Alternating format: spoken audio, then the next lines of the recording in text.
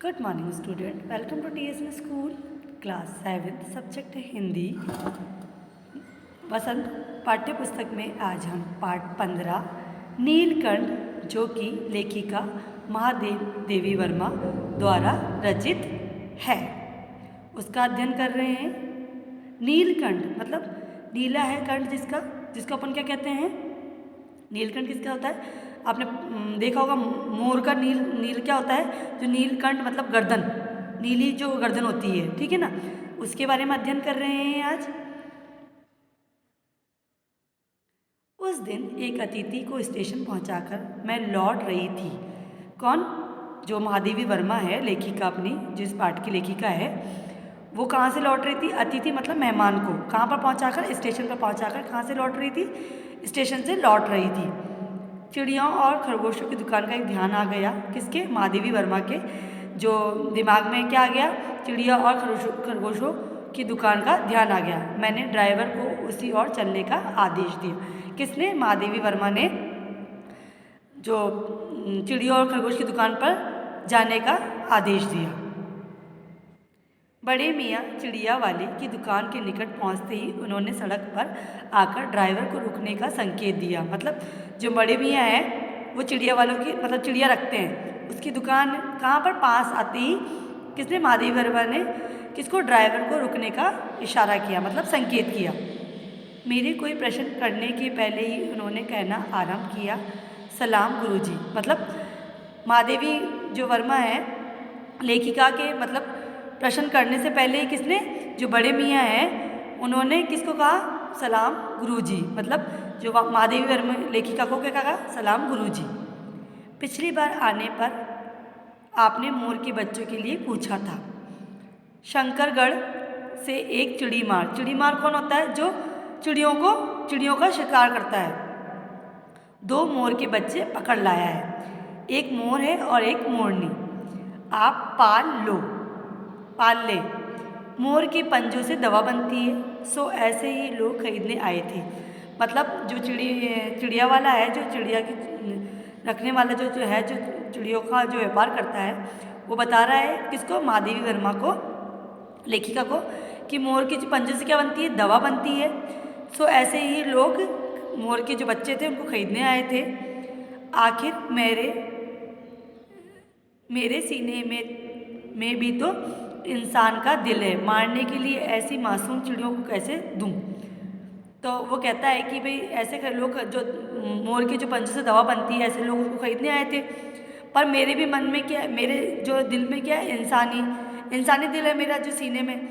मैं उनको कैसे, मासूम चिड़ियों को कैसे दे दूँ उनको मारने के लिए, ताकि वो मार के उसके जो पंजे से क्या बनाएंगे? दवा बना लेंगे। पर उसने टालने के लिए मैंने कह दिया, गुरुजी ने मंगवाए हैं। टालने के लिए मतलब मना करने के लिए गुरुजी ने मंगवाए हैं। वैसे ये कमबख्त रोजगार ही खराब है, बस पकड़ो पकड़ो मारो मारो।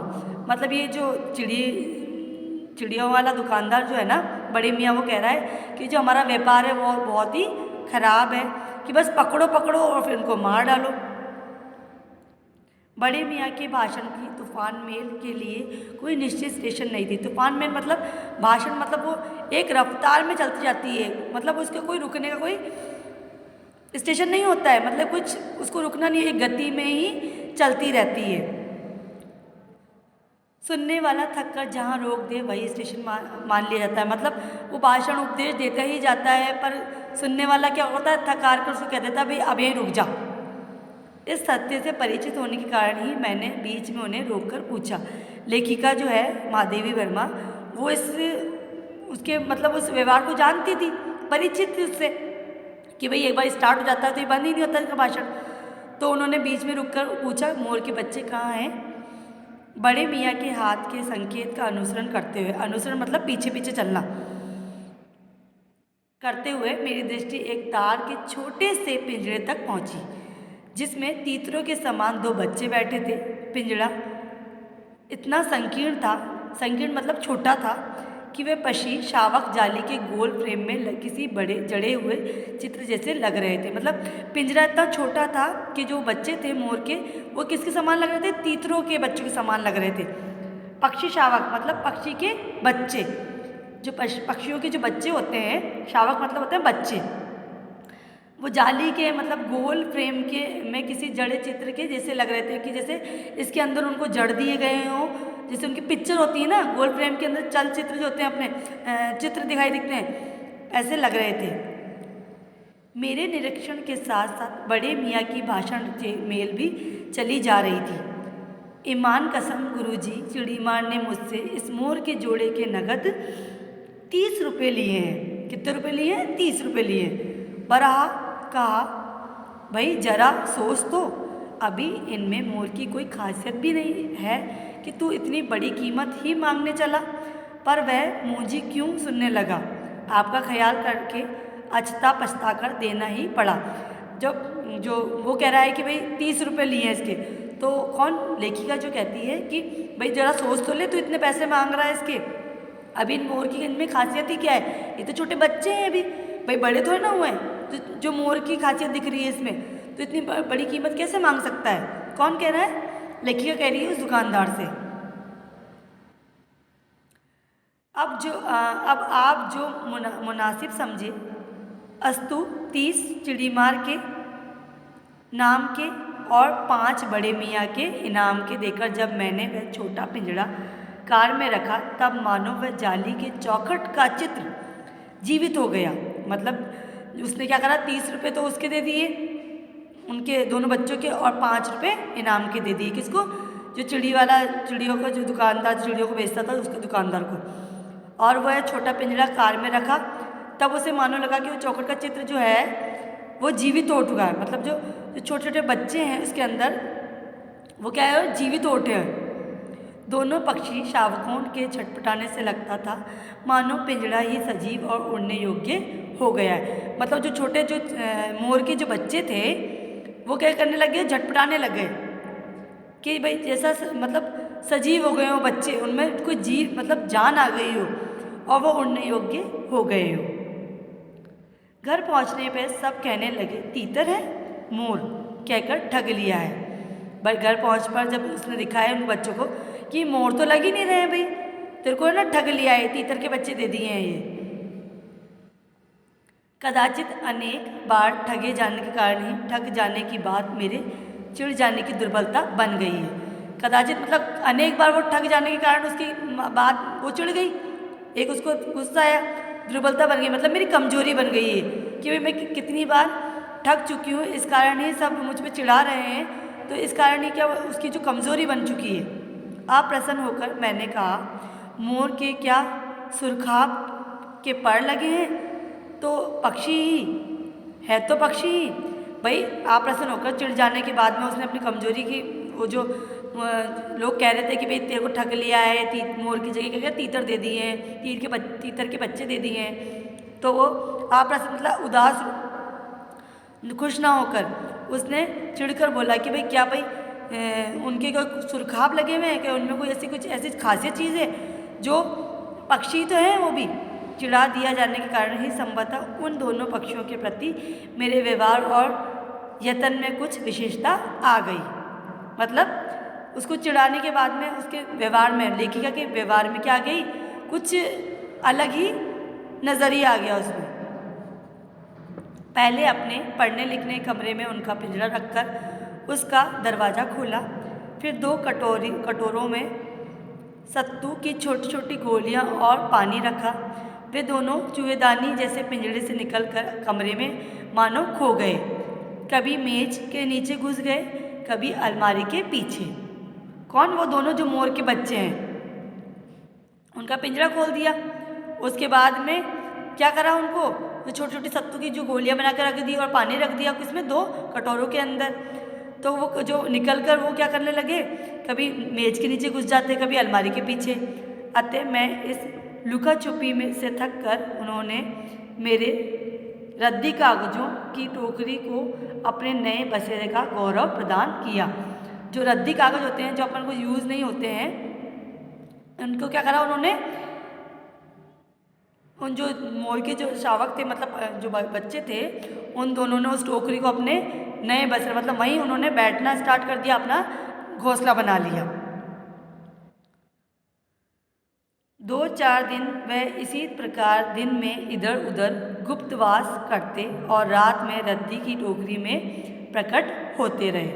फिर आश्वस्त हो जाने पर कभी मेरी मेज पर, कभी कुर्सी पर और कभी मेरे सिर पर अचानक आविर्भूत होने लगे। आविर्भूत होने लगे मतलब एक तरह के भाई उसके ऊपर विराजमान होने लग गए उसके सिर पर। खिड़कियों में तो जाली लगी थी पर दरवाज़ों में मुझे निरंतर बंद रखना पड़ता था। खुला रहने पर चित्रा मतलब मेरी बिल्ली इन नवागंतुकों का पता लगा सकती थी। नवागंतुकों मतलब होता है नया मेहमान। तो मेरी बिल्ली उनको अगर उनका पता लगा लेती तो क्या करती, वो उनको खा जाती। खुला रहने पर चित्रा इन नवागंतुकों का पता लगा सकती थी और तब उसके शोध का क्या परिणाम होता वह अनुमान करना कठिन नहीं है। मतलब उसको पता चल जाता, फिर उसका परिणाम क्या होता, खतरनाक होता, वो उन बच्चों को मार देती।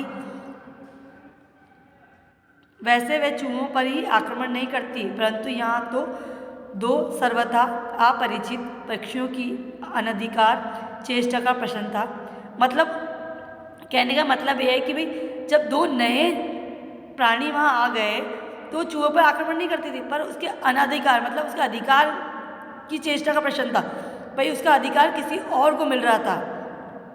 उसके लिए दरवाज़ा बंद रहे और यह दोनों उसकी दृष्टि से ऐरे गहरे में मेरी मेज को अपना सिंहासन बना ले। ये स्थिति चित्रा जैसी अभागनी अभिमानिनी मंजारी के लिए आशाएं ही कही जाएगी।